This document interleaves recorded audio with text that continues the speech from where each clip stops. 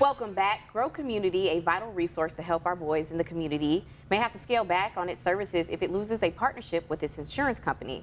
With me to tell us more about GRO is CEO Aaron Mallory. Thank you for joining us today. Thanks for having me.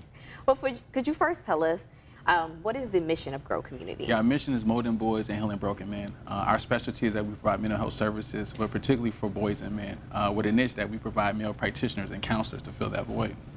And what are some of those services that GRO offers for these boys and men? Yeah, we provide individual counseling, group counseling, case management services. We also have a workforce development program, working with men coming home from prison, working with first-time offenders who may get a possession of a firearm charge, but also doing a lot of work around youth that are impacted by gun violence as well.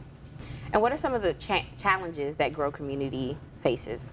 Yeah, well, you know, the challenge that we were dealing with was the situation with Meridian, the insurance company. But we've been blessed, you know, we've been able to kind of work through that situation where our contract has been reinstated. And so we can continue to do this work. If that contract wasn't reinstated, we would have lost over 500 clients that we service across the state of Illinois. Wow. Who depended on us for counseling services, families that we work with day in and day out. So it's been a blessing that we've been able to, you know, get this reinstated.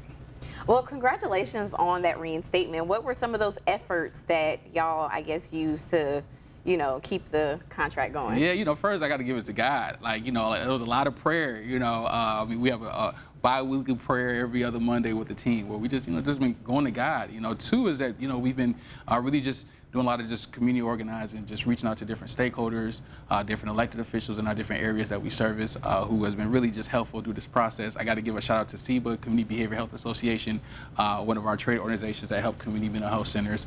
And also too, we've been writing cards. You know, our clients have really shown up and came out, you know, where they've written cards and just shared how their practitioner, their counselor, their mentor has been there for them, and like to take this away. You know, we work with 90% of our clients are African American males, and so we have African American male practitioners that's going into these homes.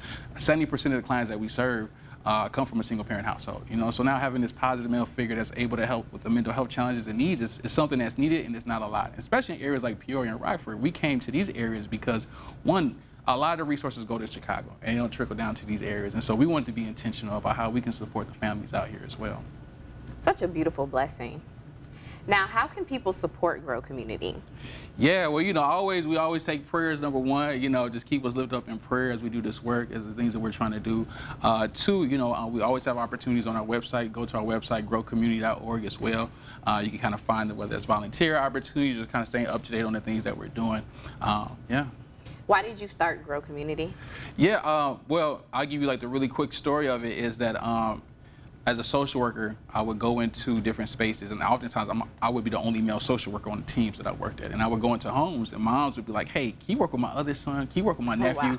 It would just be because, like, oftentimes I would be the only positive male figure going into the household and being able to help their sons, and just how kids would gravitate to me. I go to the school, and oftentimes the only African American male going into these schools and working with these African American boys. You know, so for me, I just saw like, hey, if there's a way where we can have African American male practitioners, clinicians to fill this void and create this change, you know, I think that could be the start. You know, number one, oftentimes there's still a stigma around mental health in our community. Two, we have to also think about when we talk about boys and men getting mental health services, it's always been that push. Like, right. Hey, we don't talk about emotions. We don't, you know, it's that masculinity. We got to, you know, kind of just tough it up, right? And so I think what we figured out is that, hey, it is possible to, you know, to have you have somebody that can connect with you, that you can identify with, a male presence, you know, right. It goes a very long way. So, but that was a catalyst on why this was created. All right, Aaron. Well, thank you so much for the work that you do in the community. We appreciate you joining us today. And you can learn what a parent has to say about GRO Community tonight on WMBD News at 10. We'll make sure to share this interview over on our website, ciproud.com.